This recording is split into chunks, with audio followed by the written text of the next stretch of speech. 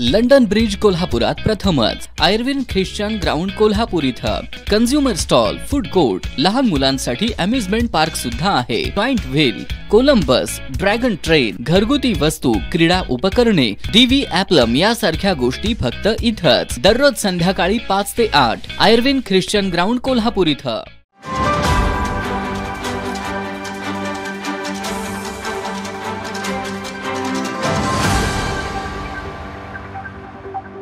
JBSला यापूर्वी सुद्धा खरं तर हा महात्मा फुलेमध्ये हा आजार नव्हता, परंतु आम्ही सर्वच मंडळीने गेल्या वर्ष 2 वर्षां 3 वर्षांपासून सातत्याने केलेल्या पाठलागानंतर महात्मा फुले आरोग्य योजना जी आपली राज्य शासनाची योजना आहे याच्यामध्ये सुद्धा आपण याचा समावेश केला की ज्याच्यामध्ये 2 लाख रुपयेपर्यंतचा आपण त्याला कव्हरेज देतोय। या उपरही या विषयामध्ये डेप्युटी डायरेक्टर पुणे यांना आपण सूचना दिलेल्या आहेत की अशा पद्धतीचं अनावश्यक जर बिल कुठलं हॉस्पिटल घेत असेल तर त्याच्यावरती सुद्धा योग्य ती उपाययोजना करण्याबद्दलच्या सूचना दिलेल्या आहेत। हा खरं तर संसर्गजन्य आजार नाही आहे। बऱ्याच वेळा आपल्या सर्वांच्या मनामध्ये जी शंका अथवा भीती असते, दुर्दैवानं प्रतिकारशक्ती कमी आली की प्रतिकारशक्ती कमी आल्यानंतर मात्र ह्या JBSचे जे काय एकूण संसर्ग वाढतो आणि त्यामुळे JBSचा सिंड्रोमचा जो काय एकूण आपल्या सर्वांना दिसणारा जो एकूण परिणाम आहे तो दिसतो।